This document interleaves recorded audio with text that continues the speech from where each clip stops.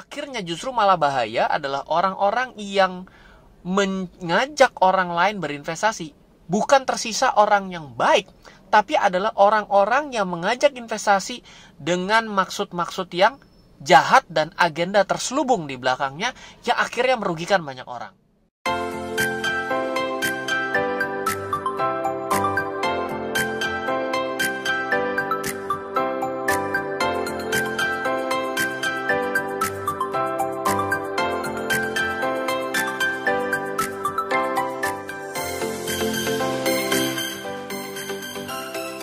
Oke, welcome back di RF Channel on YouTube. Pada video kali ini, saya akan membahas satu topik dengan tema, menurut saya, motivator investasi itu tidak dibutuhkan. Bagaimana dengan pendapat teman-teman semua mengenai statement saya? Tentunya, kalau melihat dari saya sendiri sebagai orang yang menulis 22 judul buku, lalu juga tidak jarang tentunya dalam setiap video-video yang ada di kanal RF Channel ini, tentunya banyak orang yang berpikir inilah bagian dari motivasi, dan orang yang memberikan motivasi adalah seorang motivator seperti itu. Namun saya berusaha untuk menghindari kata-kata motivasi ya, tapi lebih kepada memberikan inspirasi. Sayangnya ketika saya membagikan mengenai edukasi keuangan, di mana edukasi keuangan yang benar ya sama seperti kita belajar matematika, kita belajar hal-hal yang lain.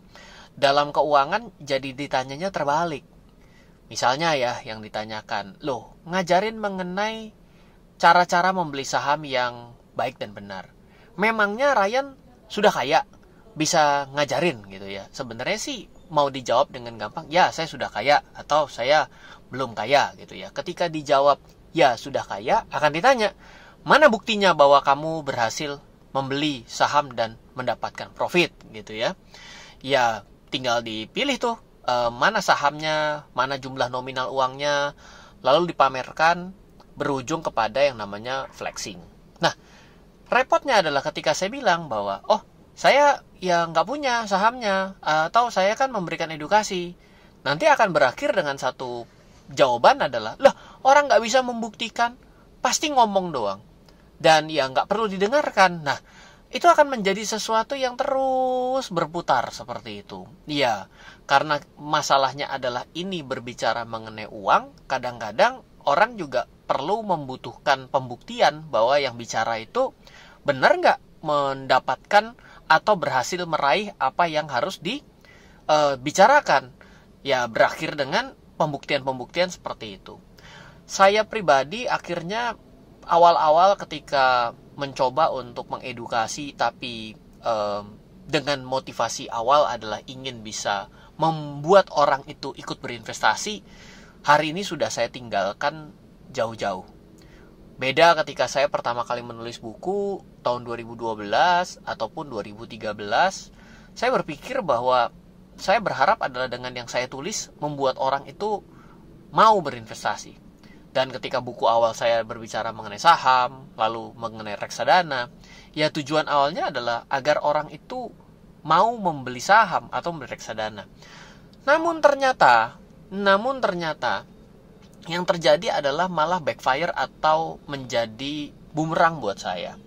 Sebut saja seorang teman saya, karena melihat bahwa Ryan adalah seorang penulis buku, dianggap saya lebih tahu. Dan akhirnya dia secara tidak langsung saya menyebutkan beberapa produk reksadana ataupun nama saham. Disitulah masalah mulai muncul. Kenapa? Karena saham yang dibeli itu tidak memberikan return yang bagus dan bahkan rugi gitu ya.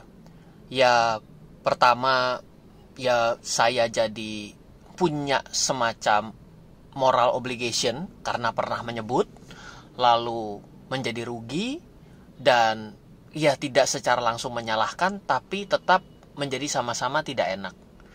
Jadi dari masalah ini kadang-kadang kita jadi berpikir ya, kita punya maksud yang baik, punya maksud yang positif, tapi ternyata akhirnya malah mengalami hal yang nggak sesuai dengan harapan.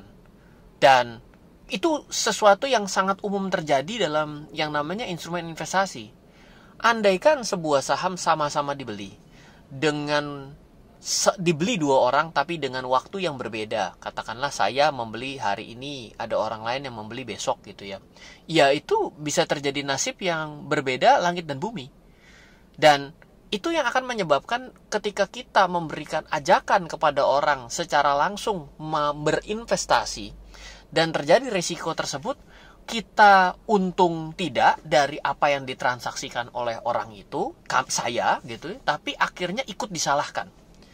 Ini menjadi sesuatu yang sebenarnya sulit gitu. Pada akhirnya kedewasaan setiap orang penting untuk kita bangun bersama-sama agar tidak terjadi hal seperti ini. Kalau enggak, nanti akan habis orang baik. Kalau enggak, nanti akan akhirnya justru malah bahaya adalah orang-orang yang mengajak orang lain berinvestasi. Bukan tersisa orang yang baik, tapi adalah orang-orang yang mengajak investasi dengan maksud-maksud yang jahat dan agenda terselubung di belakangnya yang akhirnya merugikan banyak orang. Dan itu sudah terjadi kan. Dengan adanya kasus flexing, sultan ini sultan itu, ya, dengan berbagai macam gayanya mengatakan dapat uang dari trading, ternyata bukan dari trading tapi melakukan afiliasi produk keuangan yang di Indonesia dianggap sebagai betting. Itu kan akhirnya merugikan banyak pihak.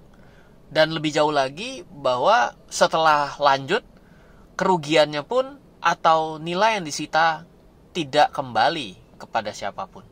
Kembalinya ya ditahan oleh negara. Akhirnya siapa di situ yang untung? Nggak ada.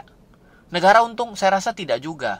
Negara juga ikut dirugikan. Karena apa? Karena secara tidak langsung dengan terjadinya masalah-masalah seperti ini, akan ada banyak orang yang ditawarin di produk investasi menjadi nggak mau, jadi takut. Dan produk investasi yang benar lah yang ikut bermasalah. Jadi ketika saya diajak untuk melakukan motivasi agar orang berinvestasi, saya sudah tidak melakukan itu. Yang saya lakukan sehari-hari itu adalah sharing knowledge dan juga berbicara sebagai menginspirasi orang lain. Namun kembali lagi menjadi sesuatu yang setipis kertas buat saya pribadi. Saya tidak tahu bagi orang lain lah. Saya yakin saya bukan orang yang terkenal. Saya yakin banyak orang-orang di Indonesia yang terkenal yang hari ini entah dengan berbagai macam cara, dengan yang lebih baik, membagikan sehingga orang lain berinvestasi. Semoga bukan dengan cara-cara yang salah, bukan dengan cara memperlihatkan akunnya, bukan dengan cara memperlihatkan mobilnya, bukan memperlihatkan bagaimana ruangan kerjanya begitu bagus yang diakibatkan karena dia adalah seorang investor yang sangat berpengalaman. Semoga tidak dengan cara-cara seperti itu bisa dipercaya. Kenapa? Karena cara-cara seperti itu menurut saya agak sedikit membuat orang salah paham bahwa investasi, misalnya investasi saham, ya akan segera jadi seperti itu. Misalnya, oh saya nih loh pakai mobil mewah ya. Kenapa kok saya bisa begini? Karena saya berinvestasi saham. Orang yang melihat itu jadi tiba-tiba punya imajinasi. Wah keren juga ya investasi saham bisa begitu ya. Ya udah kalau gitu saya mulai buka rekening saham deh besok. Dan saya akan menyetorkan uang saya semuanya. Syukur kalau beli pas harga termurah. Kalau ternyata dibeli pada titik termahal, lalu apa yang terjadi? Masa depannya mungkin terganggu. Karena apa? Karena ternyata itu adalah uang untuk menikahnya. Mungkin uang untuk berobat keluarganya. Karena apa? Karena kadang orang tiba-tiba mau pergi ke saham, ke cryptocurrency, dan ke yang lain. Itu bukan dengan kesadaran untuk membangun kemapanan finansial di kemudian hari. Tapi karena kemepetan hidupnya pada hari itu, pergi ke instrumen seperti saham untuk tujuannya melipat gandakan agar cepat kaya. Salah paham kan? Akibat mobil mewah dan sport ceper itu kan? Nah, hal begini bahaya sekali. Saya berharap teman-teman semua, Bapak Ibu sekalian ya. Saya sih orang yang sangat pemula lah. Ilmunya tidak ada, jujur saja ilmu gak punya. Udah 18 tahun mengenal dunia investasi dan keuangan di dunia. Saya pribadi sih merasa saya bodoh sekali. Cuma kenapa saya mau coba menginspirasi? Saya mau menginspirasi dari hal yang sifatnya apa adanya. Tidak menginspirasi dari kesuksesan saya berinvestasi lah. Karena saya tidak pernah memamerkan hal itu. Dan bagi saya pamer adalah suatu hal yang berdosa ya. Dan membuat orang bisa salah paham. Tapi saya mau secara terbuka, secara transparan. Karena saya juga datang dari orang yang latar belakang non keuangan, orang yang datang dari seorang sarjana seni rupa, lalu juga dengan modal pas-pasan, membangun sedikit demi sedikit sebuah impian kemapanan dan kebebasan finansial. Dibilang menjadi orang yang sukses, sukses itu relatif. Dibilang tidak punya apa-apa, mungkin saya juga berbohong. Tapi dibilang saya punya apa-apa, ya itu tidak terlihat secara langsung, even dengan orang yang sudah pernah bertemu dengan saya. Jadi, saya berharap kita tidak terlalu termotivasi dengan yang namanya motivator-motivator. Motivasi itu harusnya datang dari diri sendiri. Tapi, kalau kita sudut pandangnya adalah ingin cepat kaya, motivasinya berinvestasi, maka itu adalah motivasi yang salah. Karena investasi itu tidak pernah jangka pendek. Bayangkan saja bahwa investasi yang paling kemungkinan dilakukan oleh seluruh orang adalah sekolah atau menyekolahkan anak. Bayangkan berapa lama kita harus bersekolah. Berapa lama ujian yang kita jalankan. Apakah seluruh anak yang selesai dari sekolah, bahkan kuliah, akan berakhir menjadi seorang yang sukses? Bahkan kemarin ketika saya naik taksi, si driver taksinya ini adalah seorang S1. Dia bilang, aduh saya ini masih sangat malu sama orang tua saya. Saya ini bingung ya, kok saya itu mengembalikan uang kuliah saya pun tidak mampu loh. Jadi dari apa yang saya kuliah habis belum dihitung dari SD saja, pendapatan saya itu belum lebih besar daripada uang kuliah yang dikeluarkan. Bayangkan itu. Berarti apakah kalau kita hitung-hitungan uang, apakah investasi pada pendidikan yang dilakukan oleh diri kita itu sudah mengembalikan belum atas uang yang kita bayarkan selama kita menempuh jalan pendidikan itu? Jangan-jangan belum. Nah, itu adalah sesuatu yang sifatnya jangka panjang nggak? Tapi semua orang, hampir semua melakukan nggak? Oh enggak Pak, ada yang SD, ada yang nggak sekolah tapi sukses. Iya, tapi coba lihat berapa banyak orang yang tidak sekolah dan tidak sukses. Jangan diambil sesuatu yang outstanding reportnya, tapi lihat sesuatu yang on average yang terjadi.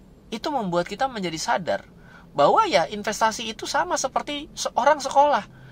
Apakah ada orang yang tidak melakukan investasi keuangan dan akhirnya hidupnya hebat, sukses, bahagia, dan aman-aman saja? Ada. Tapi berapa banyak yang seperti itu? Ya, you name it lah. Silakan dihitung. Saya yakin tidak lebih banyak dibandingkan orang yang sadar bahwa keuangan itu perlu dipersiapkan, sadar bahwa investasi itu perlu dilakukan, sadar dengan keterbatasan diri kita itu perlu melakukan investasi keuangan. Itu adalah motivasi dasarnya. Sehingga bukan untuk keterpepetan kita dalam keuangan, menempuh jalan ninja untuk pergi membeli saham. Kalau seperti itu, semua orang berubah bukan menjadi seorang investor, tapi menjadi penjudi di saham atau spekulan dari saham. Ya, mungkin itu saja sharing saya pada hari ini. Semoga bermanfaat bagi kita bersama. Dan salam investasi untuk Indonesia dari saya, Ryan Filbert. Halo, terima kasih sudah menyaksikan video di RF Channel on YouTube. RF Channel adalah channel edukasi untuk kita secara bersama-sama belajar dan mendapatkan aktualisasi mengenai investasi, keuangan, dan bisnis bersama saya, Ryan Filbert, dan tim. Add nomor WhatsApp saya di 0895 07 08 0789 0895 07 08 0789. Download aplikasi MyRF di Android atau iOS untuk mendapatkan artikel dan tema-tema khusus mengenai edukasi investasi, keuangan, dan bisnis pada aplikasi MyRF sekarang juga. Setiap bulan, saya bersama dengan tim memiliki kelas, mulai dari belajar trading dengan analisa teknikal, yang strateginya bisa Anda terapkan pada seluruh market, mulai dari saham, forex, hingga cryptocurrency, atau kelas investasi saham bernama Fundamental Camp. Untuk mengetahui kelas lainnya dan bertanya mengenai kelas, hubungi tim sekarang juga di 0852 882 6187. Sekali lagi, 0852 882 6187. Semoga terus bermanfaat. Dari saya, Ryan Filbert, salam investasi untuk Indonesia.